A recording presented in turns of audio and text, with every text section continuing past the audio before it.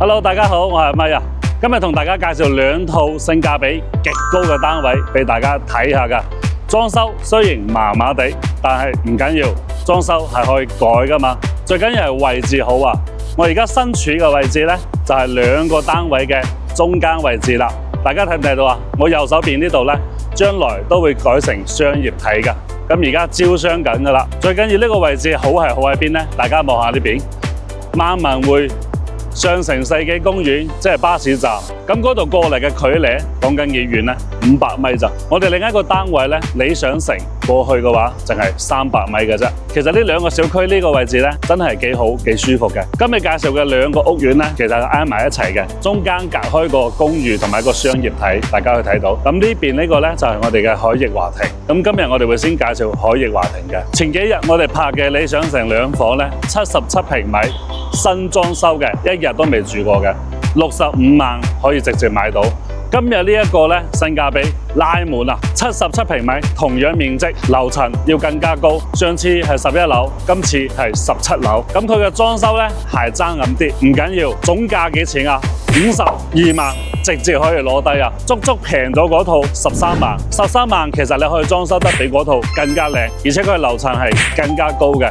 所以我今日一定要介紹呢個單位俾大家去睇啦。咁我哋而家重點咧，先介紹呢一套海逸華庭6000蚊單價嘅呢個單位。咁而家廢話唔多講，即刻帶大家轉個圈，了解下呢個小區嘅詳情先。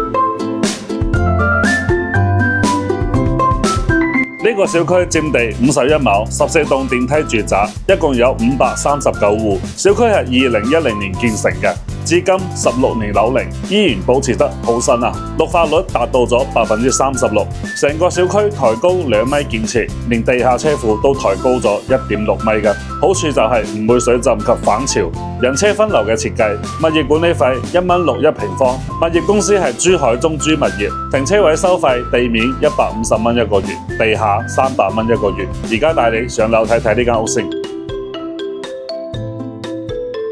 我哋而家上到嚟海逸華庭呢個單位啦，建築面積124平米，相當於1330尺價，而家賣緊75萬，裝修好嘅。雖然裝修係老氣咗少少，但係面積夠大，戶型方正，攞落嚟之後呢，改下個裝修都好正㗎。即使你裝修10幾萬，加埋裝修嘅錢，單價都只不過係為到7000幾蚊咋。我覺得問題唔大嘅，7000幾蚊嘅單價就可以買到呢種戶型咁市正嘅124方大單位啊！總價先90萬唔到，小區位置及花園又唔算差喎，裝修完好過好多新樓盤啦，係咪先？又可以照足你嘅諗法同設計去裝修。如果你唔裝修住買落嚟咧，直接出租都冇問題㗎。如果係要出租嘅話咧，我就建議你按揭啦。75萬嘅首期1.5成咧係11萬幾，加埋過戶費、稅費，大約係13萬就可以攞低呢個單位啦。20年嘅月供係3500蚊，30年嘅月供係2700蚊到。呢個小區係低密度小區嚟㗎，總層高先11層，8樓嘅高度算可以啦。好處咧就係人唔會太多太雜，搭電梯都唔使等咁耐啊。小區平均樓價6500蚊至8000蚊1平米，視乎清水房及裝修嘅新舊程度而定嘅。呢個小區租盤情況，兩房拎包入住嘅可以租到1500蚊至1600蚊一個月，三房即係呢個單位124平米嘅戶型，可以租到1800蚊至2000蚊一個月。細面積少少嘅三房咧，98平米同埋110平米嗰啲咧，就租到1700蚊到1850左右。我個人咧其實係幾中意呢個小區嘅，花園雖然係10幾年，年，但係整體嘅感覺真係好舒服。唔知點解住呢種小區會覺得特別安心。好啦，而家呢間屋苑已經睇完噶啦，大家中唔中意呢？有興趣嘅話，連繫阿咪啊，我帶你嚟現場睇睇，感受一下。我哋而家轉場過去隔離睇下理想城77平米2+1房嘅單位。我哋而家嚟到咗海逸華庭隔離，即係粵港理想城門口啊，相隔100幾米咋。理想城係港口核心地段小區之一，樓盤比較新嘅，大約89年樓齡啦。小區係西班牙皇家風情園樓，圍合式嘅設計，綠化率達到咗38%，一共有8棟住宅，577戶，全部毛坯交付，現時入住率咧係60%左右。小區有地下停車場，都係人車分流㗎。物業管理費2蚊半1平米，租盤嘅租金情況同海逸華庭差唔多。理想城大部分嘅屋苑裝修都麻麻地，所以我影片比較少推薦呢度嘅租盤。小區配有泳池，每年嘅6月都會開放，大人20蚊門票，小朋友15蚊。理想城嘅斜對面就係萬民匯啦，距離香港直通巴士站就300米左右，行路過去都唔遠㗎，過個紅綠燈就到啦。戶型咧有72平米至133平米，另外仲有大平層145平米及200米頂樓中空複式單位。小區就參觀到呢度，我哋而家上去睇下今日嘅52萬2+1房單位。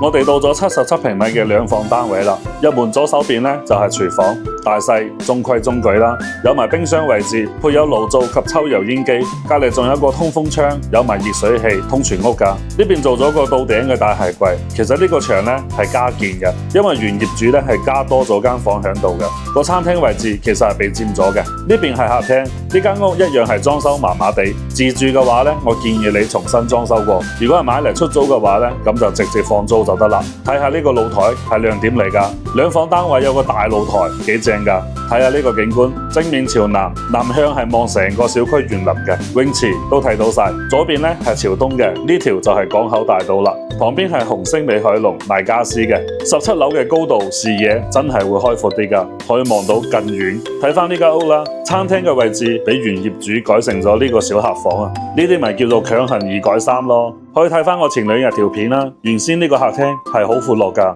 不過買咗你都可以重新裝修拆咗佢嘅。隔離咧就係客房啦，戶型都方正㗎，朝東向嘅，配有冷氣同埋衣櫃啦。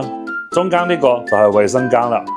右邊就係主人房啦，朝南向嘅，2間房都有飄窗位置，主人房會稍為大啲。呢間屋苑咧77平米，17樓嘅高度，總高係26層嘅，而家賣緊52萬，單價為到6750蚊。2個單位都係平過市價嘅，如果唔係，阿咪都唔會特登嚟影佢啦。好，呢2套屋苑我哋已經睇完㗎啦，咁呢度我哋喺度總結一下啦。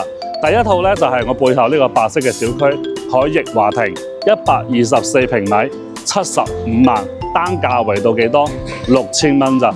大裝修、大面積，小區又咁靚，真係一套筍盤嚟㗎，性價比極高啊！